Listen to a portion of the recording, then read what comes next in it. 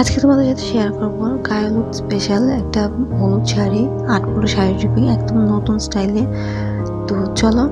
হে everyone, কেমন আছো সবাই? আশা করছি ভালো আছো, আমি ভালো আছি। Welcome back to my channel. আজকে এই হলুদ শাড়িটা দিয়ে তোমাদেরকে আজকে নতুন স্টাইলে একটা 8 পুরো শাড়ি ট্রিপিং ভিডিও দেখাবো। এটা এখন ট্রেন্ডিংয়ে চলছে, সবাই এখন এইভাবেই 8 পুরো শাড়ি ট্রিপিং করতে পছন্দ করছে।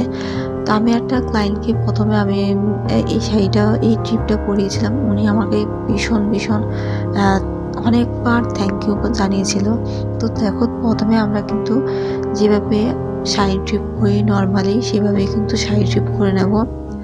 প্রথমে দেখতে পাচ্ছ আমি ডান দিক থেকে আমি যে শাড়ির কর্নারটা সেটাকে গুঁজেছি। তারপর প্রথম রাউন্ড এইভাবে ঘুরিয়ে এনে তারপর একদম ক্লিয়ার করে একদম টান করে কিন্তু পুরো শাড়ির চারিদিকটা গুঁজে নিতে হবে।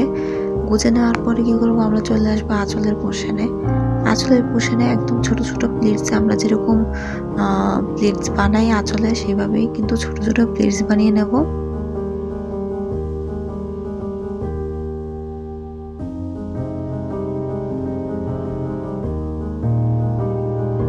তারপর আমরা প্লেটসগুলিকে অ্যারেঞ্জ করে নেব।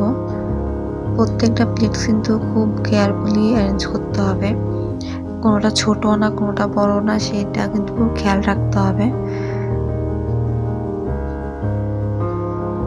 তো তোমরা চাইলে এইভাবে করতে পারো। যাদের এইভাবে প্রবলেম হয় যে এইভাবে পারছো না একা একা, তারা কিন্তু এইভাবে শাড়িটাকে রেখে, শাড়ির যে পোর্শনটা এভাবে রেখে তারপরে কিন্তু এভাবে প্লেটসগুলি অ্যারেঞ্জ করে নিতে পারো। এইভাবে খুবই সহজ হবে প্লেটসগুলি অ্যারেঞ্জ করতে।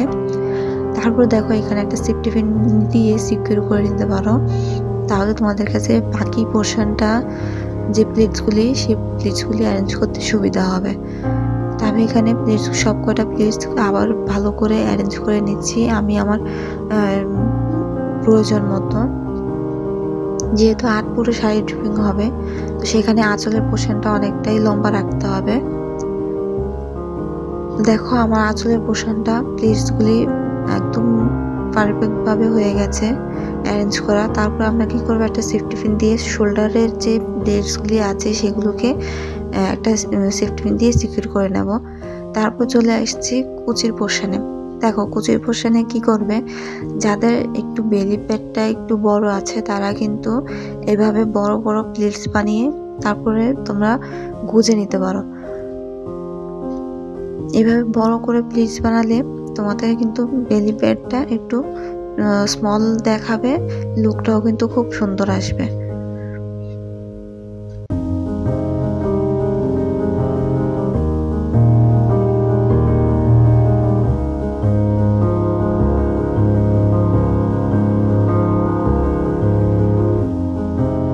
তারপর এভাবে বড় বড় প্লেটস বানিয়ে তোমরা কিন্তু একটু অ্যারেঞ্জ করে তারপরে গুঁজে নেবে।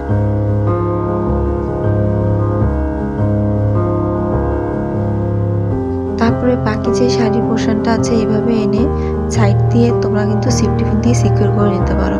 তো চলে আসি আমি আমার যেভাবে আজকে শাড়ি ট্রিপটা করব সেইটাতে। তো আমি কিন্তু এভাবে ছোট ছোট প্লেটস বানিয়ে কুচি যেভাবে মানে কুচি ধরে নাও, কুচি যেভাবে করে সেভাবে ছোট ছোট প্লেটস বানিয়ে কিন্তু আমি আগে কুচিগুলি করে নিচ্ছি। করে নিয়ে তারপর আমি এগুলোকে অ্যারেঞ্জ করে নেব। প্রত্যেকটা কুচি একটা একটা করে অ্যারেঞ্জ করে নেব।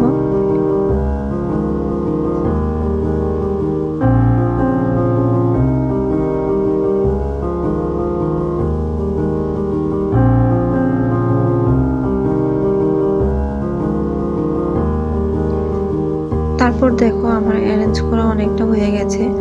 এবার দেখো, আমাদের যে সাইডে যে কিছু এক্সট্রা কাপড় থাকে, যেটা আমাদের গুঁজতে অনেকটা প্রবলেম হয় বা খুব বাজে লাগে, ফুলে থাকে, সেটাকে তোমরা কি করবে, একটা কুচি ছেড়ে দিয়ে যে সাইডে যে কাপড়টা আমরা গুঁজেছিলাম সেটাকেও খুলে নেবে। নিয়ে তারপর একটা কুচি ছেড়ে এটাকে পুরোটাই একটা কুচি করে নিয়ে তারপরে যদি গুঁজো না, তাহলে সাইডে যে কাপড়টা থাকে এক্সট্রা কাপড়টা, সেটা কিন্তু কুচির মধ্যে চলে আসে আর ফুলেও থাকে না, আর খুব সুন্দর করে সেটা আমরা গুঁজেও নিতে পারি। এইভাবে টাক করে নিলে কিন্তু আমাদের সাইডে যে কোমরের পোর্শনটা সেটাও কিন্তু খুব নিট অ্যান্ড ক্লিন ভাবে হয়ে যায়।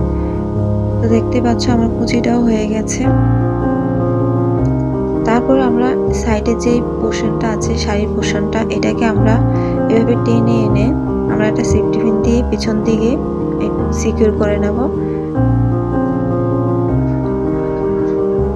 তারপর যে সামনে কুচির পোর্শনগুলি আছে, যে আঁচলের যে কুচির পোর্শনগুলি সামনে প্লেটসগুলি, এগুলোকে একটু অ্যারেঞ্জ করে নিয়ে পিছন থেকে আমি আঁচলের পোর্শনটার যে কর্নারটা আছে সেটাকে এভাবে এনে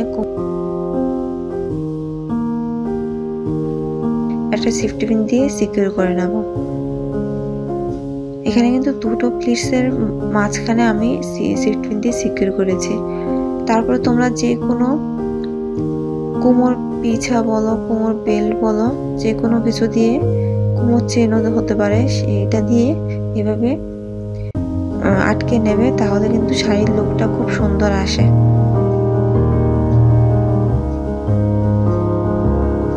তোমাদের আজকের লুকটা কেমন লেগেছে অবশ্যই কিন্তু কমেন্ট করে জানাবে। ভালো লাগলে লাইক, শেয়ার অ্যান্ড নতুন চ্যানেলটাকে সাবস্ক্রাইব করে দিয়ে পাশে থাকা বেল আইকনে ক্লিক করে